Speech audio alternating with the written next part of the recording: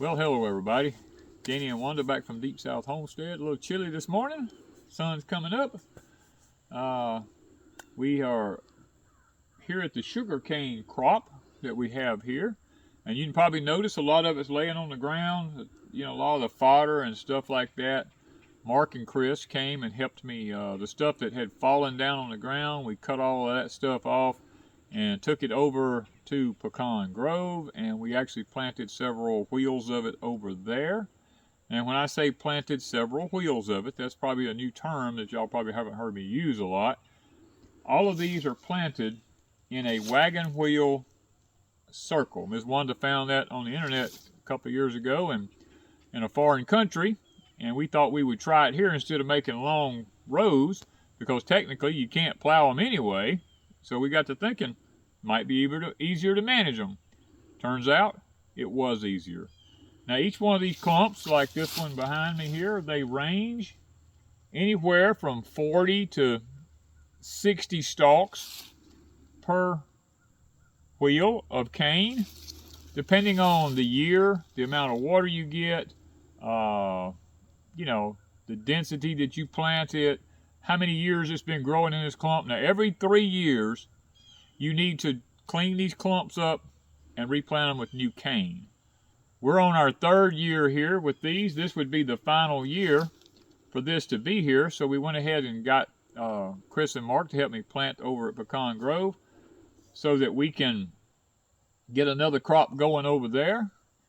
And guys, a lot of questions get asked to us about sugarcane. Now we've got a ton of videos on our site about sugarcane. All you've got to do is Google Deepsouth Homestead and anything about sugarcane, and it should come up. If not, just start looking through the playlist. You should find them in the playlist. Now, we get asked a question: grow zones. What zone can I plant my sugarcane in? I really don't recommend sugarcane above 8, but some people in 7 actually grow sugarcane with no problems. Usually once you get to 7A and north, it's best to do sorghum up there because it seems to take the cold better. Sugarcane is a tropical plant. It doesn't take a freeze. A light frost doesn't hurt it, but a freeze will kill it all the way down in the ground, and then you have nothing. My experience, I've been doing this since I was a very young man, which is about 40 years now. Takes about 100 stalks of this sugar cane to make 10 gallons of juice. It takes about 10 gallons of juice to cook out a gallon of syrup. Now those ratios may change a little bit depending on whether you have a wet year, whether you have a year. This is a year of extreme drought here for us. And if you don't believe me, the pond's right here over the hill. You won't see any water. It's like 7 to 8 foot low. Usually you'd see water right up there around where you see that white ring. There is no water there. We planted sugarcane by it because it was easy water access for the cane. Not so this year. So the amount of sugarcane it takes to make a gallon of syrup will vary from year to year. I suspect this year, because it was extremely dry, there's not as much water in the cane. It's probably a lot sweeter this year, and I will probably, when I get ready to make syrup, it probably may not take 10 gallons of juice to make a gallon of syrup. It might be a lot more dense than that. Time of the year to plant sugar cane. Guys, it's only in the fall, okay? And from October till about the 1st of November to mid-November, that's about all. That's the time frame to plant sugar cane. If you're going to look for any for sale, that's the time to look for it for sale to be able to plant it. Now to plant it, you don't plant the whole long stalks. We have all this in videos. You chop it up into lengths. Normally we sell sugarcane every year. This year we're not going to be selling any sugarcane because we have to make syrup with this. We had to replant over at Pecan Grove, and so we won't be selling any this year. Now, a lot of y'all are going to ask me about variety. I don't actually know the variety of this sugar cane because I was, probably 15 years ago, maybe longer than that. Probably closer to 20 years ago, now I sit here and think about it. I just happened to be at a man's house, and I saw a clump of sugarcane growing in his yard. Mine had died during a freeze. I'd lost it all, and I asked him if I could buy that clump from him if he wasn't going to use it, because it looked like a yard decoration. And he told me, he said, cut it all down. Just get that mess out of here. I asked him what variety it was. He says, I don't know. He said, it come from an old man who used to make syrup years ago. So, guys, I have absolutely no clue what variety sugarcane this is. All I know is it's an old variety. Now, I do have the purple, 2 clumps of purple chewing cane back there. I will be propagating that also over at Pecan Grove so we don't lose it. A lot of y'all are probably going to wonder, when are we going to cook syrup? Last year we cooked syrup. David the Good was here with his family and different kids and stuff, and we made syrup last year. This year, due to the drought, and when I say drought, I'm talking extreme. There's no water in the woods and the creeks and the streams here anywhere. I cook with fat pine lightered, and the stack that comes out of my cooker throws out a lot of sparks and cinders and ash and stuff like that. I'm really not comfortable with cooking it until after we get a rain. Now, if we get a freeze, a hard freeze before we get a rain, I'm going to have to cut it and probably stack it in my cooler and keep my cooler just above freezing so that we can preserve it until we can cook it. And hopefully it will work that way. I've never done that, but hopefully we will. Because right now, the risk of fire, we're under burn bans and all this kind of stuff. The risk of fire is just too great here right now to be cooking sugarcane with the lightered like that. Now, I want to mention on this video, for those of you out there who like to cook sugarcane, I have a 14-foot evaporator pan. Now, I don't have the lumber on the sides of it right now, because this one is a stainless steel evaporator pan. It's 3 feet wide, 14 feet long. I'm not making syrup in that quantity anymore. I will be looking to trade that pan to someone who has a, say, 50-gallon just single vat, stainless copper, maybe even a cast iron kettle type or whatever. I will trade evenly for the evaporator pan. Now, if someone's interested in that, that's something that I'm looking into doing this year. I hate to get rid of my evaporator pan because I've had it for close to 30 years, but guys, I'm not cooking hundreds of gallons of syrup anymore. And this thing will literally manufacture syrup in large quantities if you've got the burner system to go under it. I wanted to throw that in with this video here. So, why don't we stop and let's go over to Pecan Grove, and I'm going to show you what we've done over there and some of the footage that we got over there of the planting, how we planted it. It's not a hard process, guys. It's a very simple process. Sugarcane is very easy to grow, very low maintenance, and I think you'll understand that when you see how we plant it. So let's take a trip over to Pecan Grove.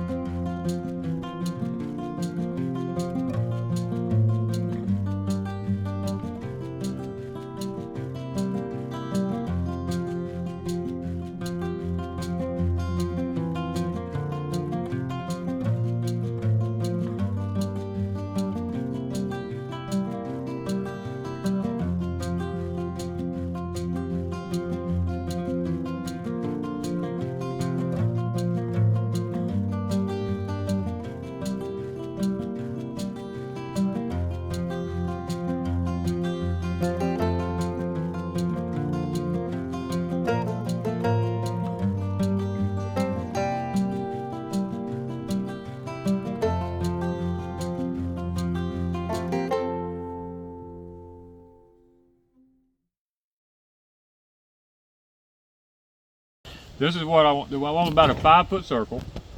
I just literally want to take and. So you do that. Well, I want to try to keep them as uniform as possible. Just, it ain't got to be a perfect circle, but I'm gonna actually save that one for spoke. We're just gonna lay. We're gonna start laying them around in circles out there. Is them too long? No. So you basically.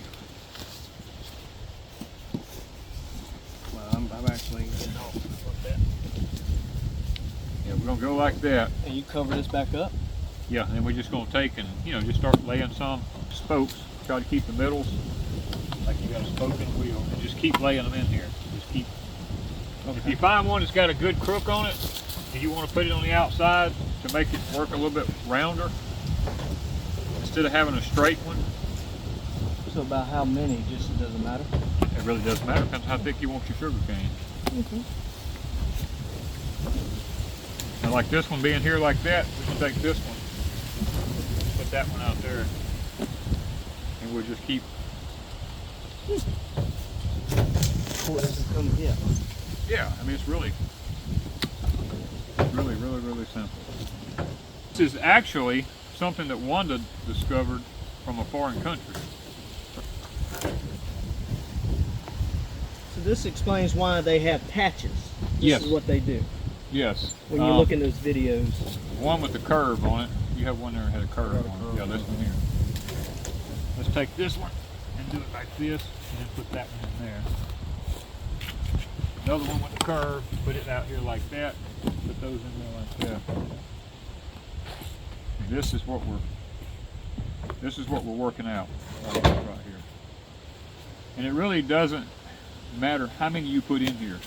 It just depends on the more you put, the more you're going to have in this clump. Right. And we want a lot, because I don't want a dozen clumps. And it holds up better that way in a clump? Yes. Don't put a few more in. I want a good thick stand.